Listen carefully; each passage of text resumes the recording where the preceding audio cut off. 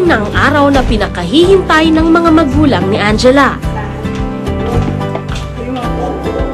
Ang araw na magsisimula na siyang makarinig.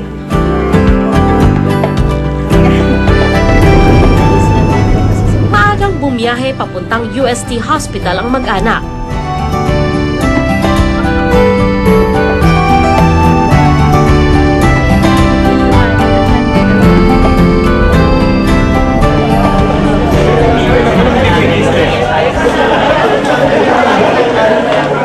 Profound deafness o mula sa pagsilang ang kawalan ng pandinig ni Angela. Watch tayong TV, ha? Hello! Good morning. Okay, always sit down. Sanay na yan, eh. Ayon kay Dr. Hubert Ramos, isang audiologist, ang mga kasong ganito ay namamana o kaya'y sanhi ng pagkakasakit ng ina habang buntis. Ano ba yung mga pwedeng mangyari? First, yung tinatawag natin na infection or nagkaroon siya ng German measles. German measles is said to be the #1 cause of congenital hearing loss in the country. Ano po yung surgeon po? Tinatayang mahigit 1 milyong piso ang gastos para sa implant. Pero alang-alang sa anak, hindi na iniisip ng mag-asawa ang gastos, lalo na sa mga oras na ito. Tinawag na switch on kasi today yung pinaka-start o yung first time na isi-stimulate natin siya. Okay. Okay, Angela. You listen, ha? You listen. Yeah. But she doesn't want to wear the headphones.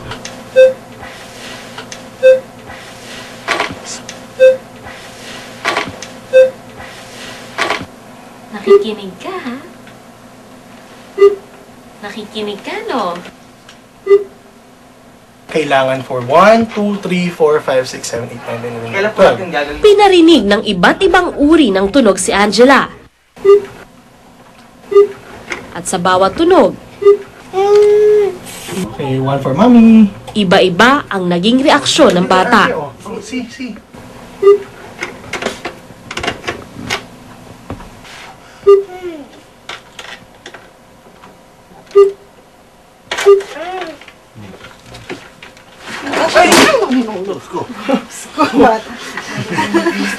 Saan ka nagpunta?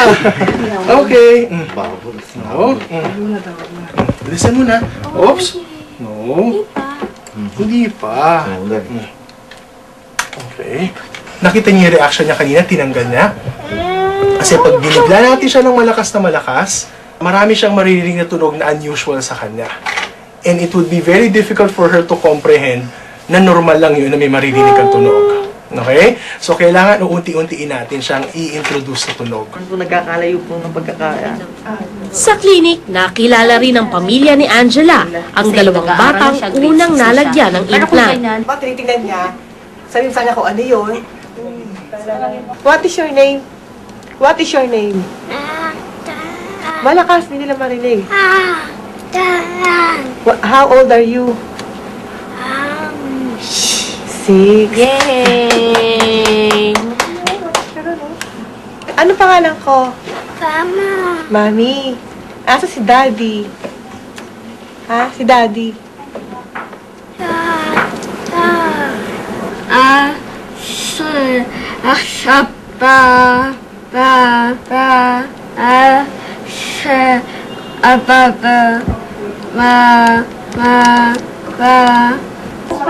Ang makitang nagsasalita at nagbabasa ang dalawang bata, nagbigay ng pag-asa sa mga magulang ni Angela.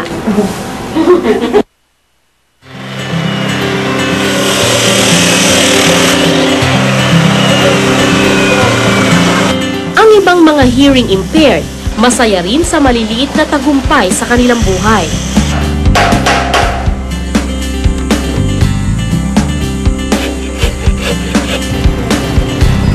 Sa Bohol, mahigit 100 sa kanila ang may trabaho.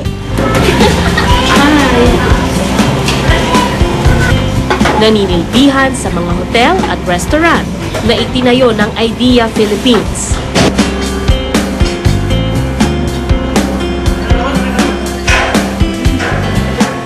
May mga construction worker,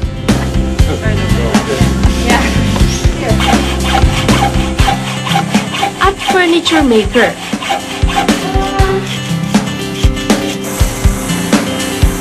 Pero ang malungkot, kakaunti pa lang ang trabahong inilalaan para sa mga tulad nila. And I totally understand because the communication, the employer's concerned if they can't explain the problem to the employee, how they're going to get them to do it.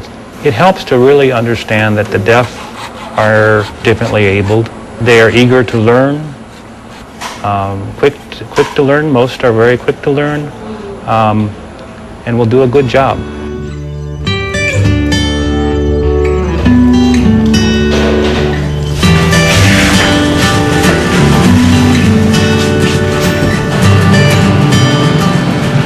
Sa wakas, si Amang masayang nakatungtong sa silid-aralan para magpalista sa susunod na pasukan.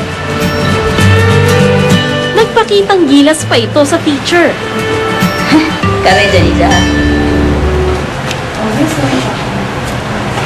Ayaw, man. Ano siya man eh? Siya man eh? Goat! Ang sign sa goat! Nga na!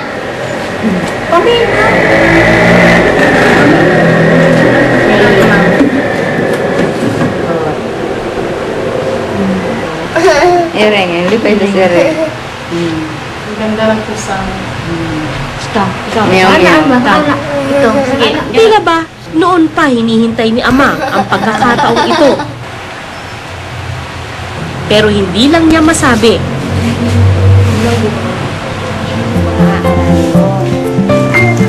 Air. First. Masaya ako para kay Amang. Sa wakas, may katumbas ng salita ang kanyang nararamdaman. Baboy. Baboy. Magkakaroon na ng pangalan ang mga tao at bagay.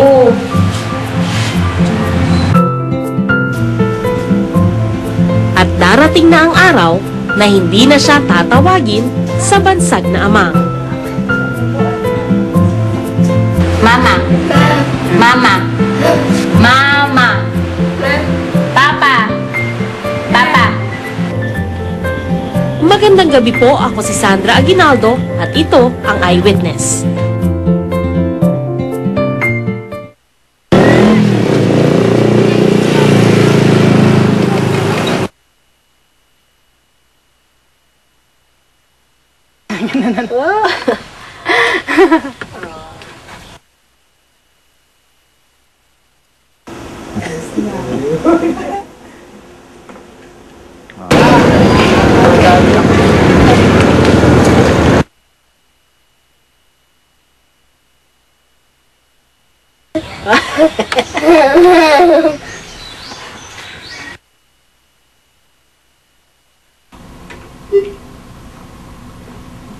Okay. What's that?